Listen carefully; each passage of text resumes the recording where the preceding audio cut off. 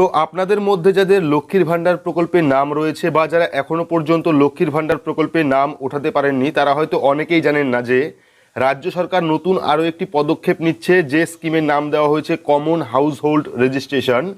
তো কি এই কমন হাউস হোল্ড রেজিস্ট্রেশন, এর থেকে আপনারা কোন কোন সুযোগ সুবিধা পাবেন, বা লক্ষ্মীর ভান্ডার প্রকল্পে যাদের নাম রয়েছে বা যাদের নাম নেই তারা আদৌ সুবিধা পাবেন কিনা, বা কোন কোন সমস্যায় পড়তে পারেন, তার বিস্তারিত আজকের ভিডিওতে আমরা জানাবো। কমন হাউস হোল্ড রেজিস্ট্রেশন কি তার পদ্ধতি। তো ভিডিওটি প্রত্যেকের জন্য খুবই গুরুত্বপূর্ণ, অবশ্যই শুরু থেকে শেষ পর্যন্ত দেখবেন। ভিডিওটি ভালো লাগলে লাইক করবেন, চ্যানেলটিকে সাবস্ক্রাইব করে পাশে রাখা বেল আইকনটি প্রেস করে নোটিফিকেশন অল করে রাখবেন, সবার সুবিধার্থে ভিডিওটি শেয়ার করবেন। তো চলুন শুরু করি। তো এখানে আপনারা একটা আর্টিকেল দেখতে পাচ্ছেন, যেটা কিন্তু বর্তমান পত্রিকা থেকে প্রকাশ করা হয়েছে। দেখতে পাচ্ছেন, রাজ্যে কমন রেজিস্ট্রির কাজ শেষ মার্চেই। কারো স্বাস্থ্যসাথী কার্ড আছে কিন্তু খাদ্যসাথী কার্ড নেই, কারো আবার এই দুটি আছে, অন্য সব শর্ত পূরণ করেছেন, তা সত্ত্বেও লক্ষ্মীর ভান্ডার প্রকল্পে নাম ওঠেনি। কেউ কেউ আবার বয়স্ক নাগরিকের পেনশনের অপেক্ষায় আছেন। সামাজিক সুরক্ষা সংক্রান্ত এহেন যাবতীয় সমস্যার সমাধানে এবার উদ্যোগী মমতা বন্দ্যোপাধ্যায়ের সরকার। সামনেই পঞ্চায়েত নির্বাচন, তার আগে কোনো যোগ্য উপভোক্তা যাতে সরকারি পরিষেবা থেকে বঞ্চিত না হন তা সুনিশ্চিত করতে আরও এক বড় পদক্ষেপ নেওয়া হচ্ছে, কমন হাউস হোল্ড রেজিস্ট্রেশন বা সোশ্যাল রেজিস্ট্রি।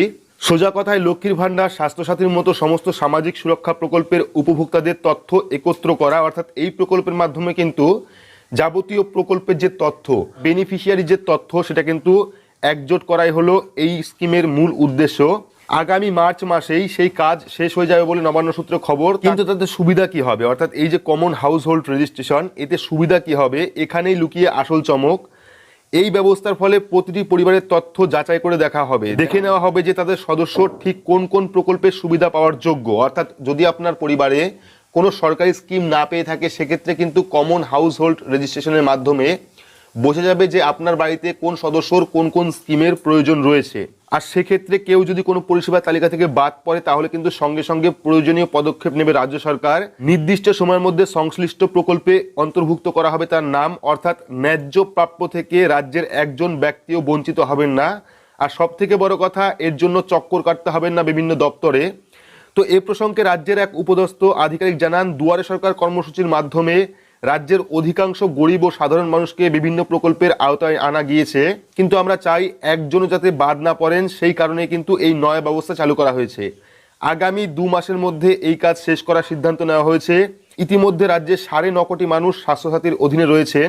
খাদ্য দপ্তরের অধীনে চলা খাদ্যসাথীর সুবিধা পাচ্ছেন 9 কোটির বেশি বাসিন্দা। নারী ও শিশু কল্যাণ দপ্তরের লক্ষ্মীর ভান্ডার উপভোক্তাদের সংখ্যা এখন প্রায় 2 কোটি। এই দপ্তরে কন্যাশ্রী প্রকল্পের আওতায় আনা হয়েছে প্রায় 1 কোটি স্কুল ছাত্রীকে। আবার বিভিন্ন দপ্তরের মাধ্যমে জয় বাংলা প্রকল্পের পেনশন পান রাজ্যের বয়স্ক নাগরিকরা। কিন্তু এই বিপুল সংখ্যার উপভোক্তাদের তথ্য ভান্ডার কোনো এক জায়গায় নেই, পৃথক পৃথকভাবে সংশ্লিষ্ট দপ্তরে ছড়িয়ে আছে। এবার সেই সমস্ত তথ্য এক ছাতার তলায় আনছে নবান্ন। নোডাল দপ্তর হিসাবে দায়িত্ব দেওয়া হয়েছে তথ্য প্রযুক্তি দপ্তরকে। সূত্রের খবর, সম্প্রতি নবান্নে এই ইস্যুতে সংশ্লিষ্ট দপ্তরের আধিকারিকদের সঙ্গে এক উচ্চ পর্যায়ের বৈঠক করেন মুখ্য সচিব হরিকৃষ্ণ ত্রিবেদী।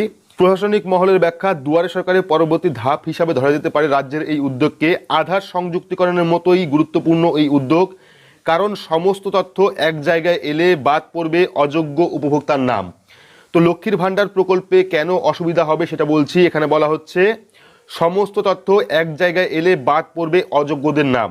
রাজ্যের কোষাগারের টাকা জলে যাওয়া পুরোপুরি বন্ধ হবে। তো এই যে কমন হাউস হোল্ড রেজিস্ট্রেশন, এর মাধ্যমে কিন্তু আপনাদের বাড়িতে সার্ভে হবে, আপনার বাড়িতে কোন কোন পরিষেবা পাচ্ছেন কোন কোন সদস্য, পাশাপাশি আপনার বাড়িতে একের অধিক স্কিম রয়েছে কিনা সেটাও কিন্তু খতিয়ে দেখা হবে। কমন রেজিস্ট্রেশন বা সোশ্যাল রেজিস্ট্রির মাধ্যমে আপনার যে ডেটা সেটা কালেক্ট করা হবে, কোন পরিবারের সদস্যরা কোন কোন স্কিমে সুযোগ পাচ্ছেন বা কারা কারা পাচ্ছেন না সেটাও দেখা হবে। পাশাপাশি কিন্তু যদি আপনি অযোগ্য হয়ে থাকেন, যদি আপনি প্রকল্পের উপভোক্তার জন্য অযোগ্য হয়ে থাকেন, সেক্ষেত্রে কিন্তু আপনার নাম সেই প্রকল্প থেকে বাদ দেওয়া হবে। এমনই কিন্তু উদ্যোগ নেওয়া হয়েছে কমন রেজিস্ট্রেশন ফ্যাসিলিটি বা সোশ্যাল ফ্যাসিলিটির জন্য। তো এই ছিল আপডেট। আশা করি বোঝাতে পেরেছি যে কমন হাউস হোল্ড রেজিস্ট্রেশন কি। এই প্রকল্পের মাধ্যমে কিন্তু সমস্ত বাড়িতে সার্ভে করা হবে, যারা যারা সরকারি সুবিধা পাচ্ছেন তাদেরকেও খতিয়ে দেখা হবে, পাশাপাশি যারা পাচ্ছেন না তাদেরও কিন্তু সাহায্য করা হবে। পাশাপাশি যারা অযোগ্য উপভোক্তা আছেন তাদেরও নাম কিন্তু বাদ দেওয়া হবে এই প্রকল্পের মাধ্যমে। তো ভিডিওটি আপনাদের কেমন লাগলো অবশ্যই কমেন্ট বক্সে কমেন্ট করে জানাবেন। ভিডিওটি ভালো লাগলে লাইক করবেন, চ্যানেলটিকে সাবস্ক্রাইব করে পাশে রাখা বেল আইকনটি প্রেস করে নোটিফিকেশন অল করে রাখবেন, সবার সুবিধার্থে ভিডিওটি শেয়ার করবেন। তো আজকের মতো এইটুকুই, ধন্যবাদ।